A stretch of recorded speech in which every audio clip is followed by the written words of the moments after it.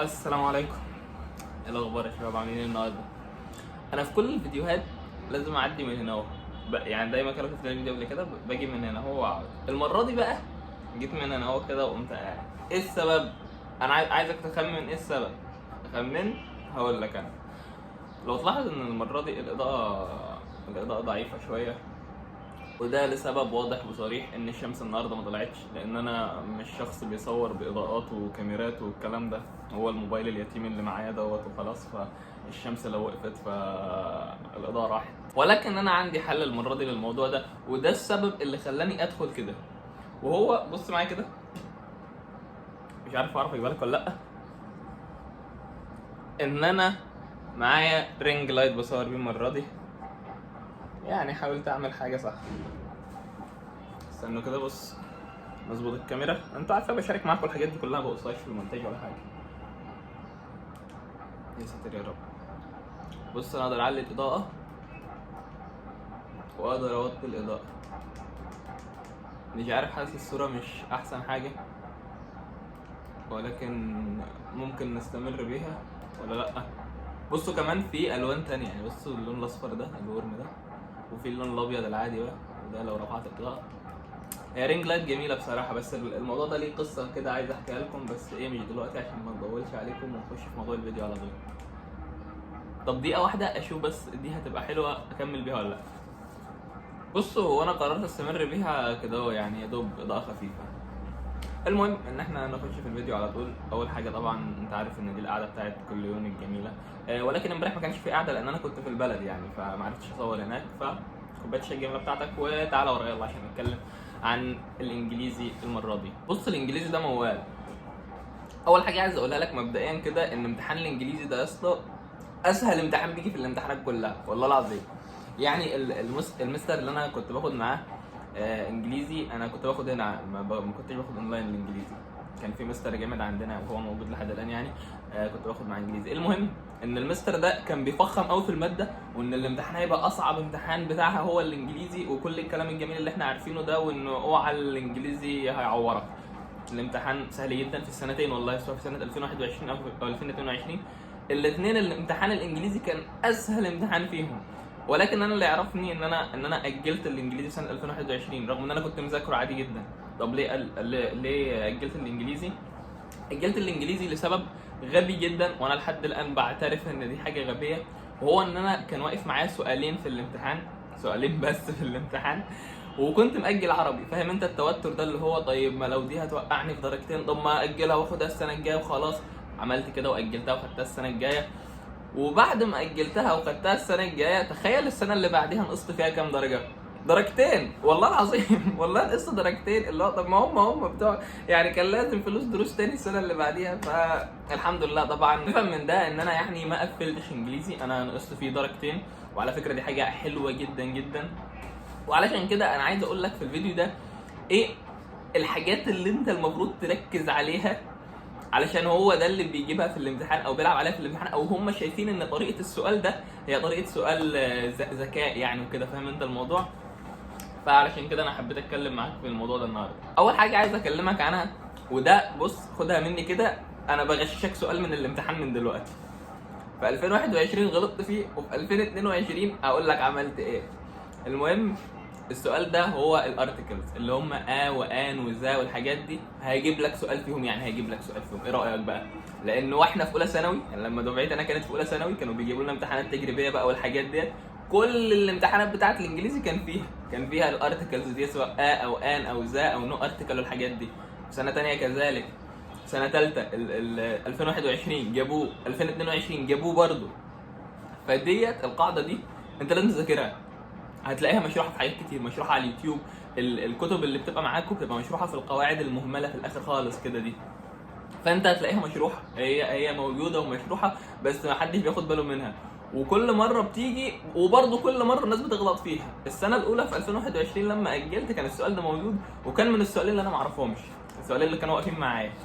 في 2022 بقى اتعلمت من الغلط وذاكرت القاعده دي في ليله الامتحان. ذاكرتها كويس خالص. ورحت الامتحان اليوم اللي بعده، اول سؤال في الامتحان والله كانت ايه؟ كان السؤال وان او ذا. تخيل عملت ايه؟ انا عايزك تتخيل انا عملت ايه. حليته غلط والله. والله العظيم حليته غلط.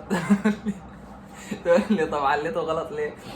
بص انا كنت محتار في الاجابه الصحيحه وفي الاجابه الغلط، وفي الاخر خالص انا معروف يعني لما بحتار في اجابتين باخد الاجابه الغلط في الاخر، يعني هي حاجات بتيجي من عند ربنا بقى. المهم ان السؤال ده كان عليه زحمه، حتى لو كنت بصيت على البوست بتاعت الفيسبوك في الفتره ديت هتعرف ان السؤال ده كان عليه زحمه جامد، وهو السؤال بتاع نو ارتكل اوزان. ودايما السؤال ده على فكره ما بيجيبهولكش مباشر، يعني العلامات ديت اللي هي الارتكلز ديت معروفه، فاهم؟ بتحس ان هي معروفه، ولكن فيها دروبات كتير، فيها حاجات كتير كده انت المفروض وانت بتذاكرها تاخد بالك منها، تركز على الحاجات الشاذه بتاعتها كتير، لان دايما السؤال ده بيعتبروه سؤال ذكاء في الامتحان، فبيجيب لك الحالات الشاذه. المروحه شغاله، فاستنى عليا بس. فانا عايزك تضمن السؤال ده في الامتحان، وتاكد بنسبه كبيره هو هيكون موجود في الامتحان بتاع الانجليزي. تاني حاجه بقى عايزك تركز لي عليها، ودي اللي انا عارفك مش بتركز عليها حاليا، وهي ايه بقى؟ القطع الجميله بتاعتنا بيبقى فيه قطعتين في الامتحان، قطعه سهله تتحل وبسيطه، وقطعه تانية سهله برضو ولكن اصعب سنه من القطعه التانية، فاهم؟ بيبقى في اسئله في الاسئله عليها، يعني بيبقى في كلمات في الاسئله نفسها انت مش عارفها. بيتعمد يعمل حاجه زي كده، ولكن انت لو شغلت دماغك وحاولت تجيب السؤال كده بانك تفهم الجمله كلها وتعرف معنى الكلمه ديت، تجيب السؤال صح، ودي حاجه ما تجيش غير بالتدريب. فانا عايزك تحل قطع كتير، وتحديدا ان القطعتين اللي جم كانوا شبه جدا القطعتين بتوع كتاب المعاصر، وتحديدا كمان المعاصر المراجعه النهائيه مظبوطه.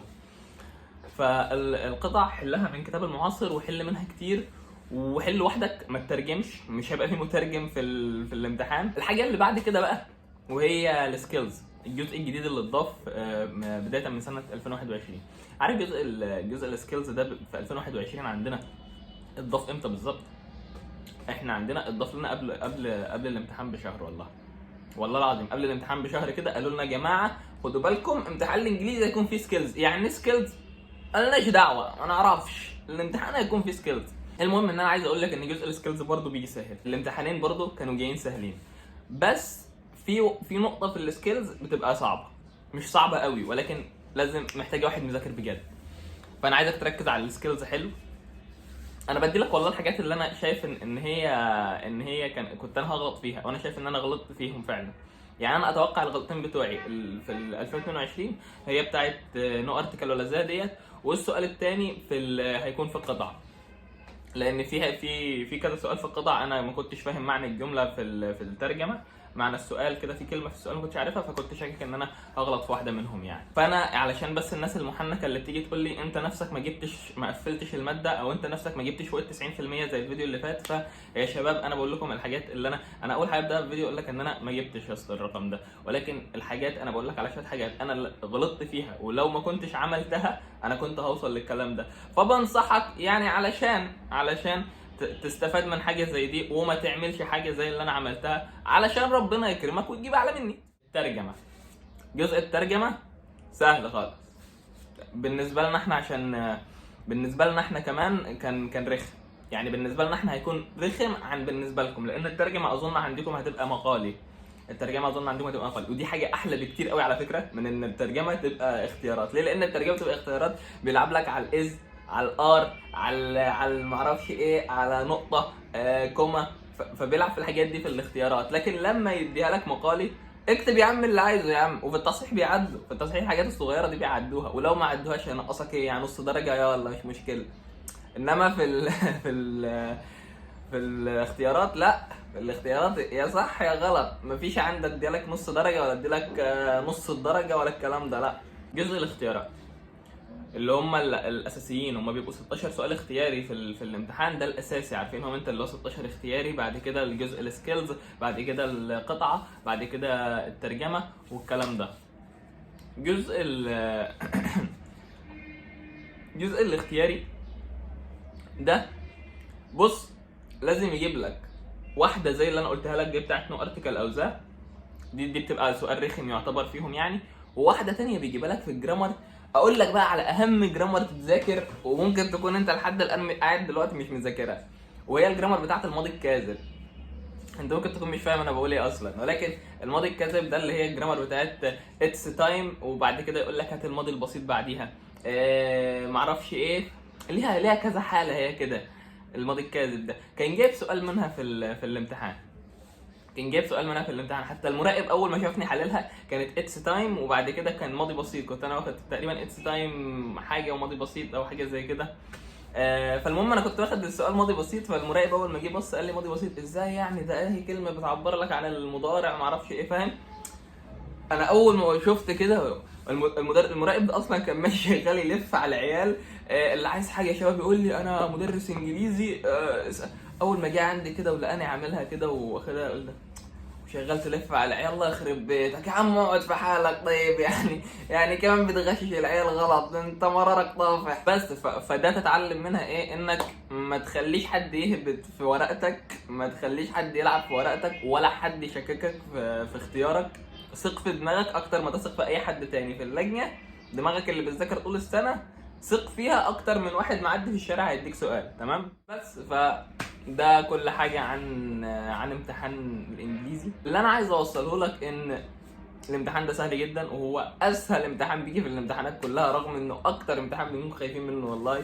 ولكن في السنتين الامتحان ده كان اسهل امتحان. اسال اي حد في ثانويه عامه في السنتين اللي فاتوا، اساله عن امتحان الانجليزي كان عامل ازاي. اللي مش مذاكر كان بيحل والله، يعني الامتحان لو عندك معلومات من سنين فاتت هتحل بس. وده كل اللي انا كنت عايز اقوله لك في الانجليزي. سلام.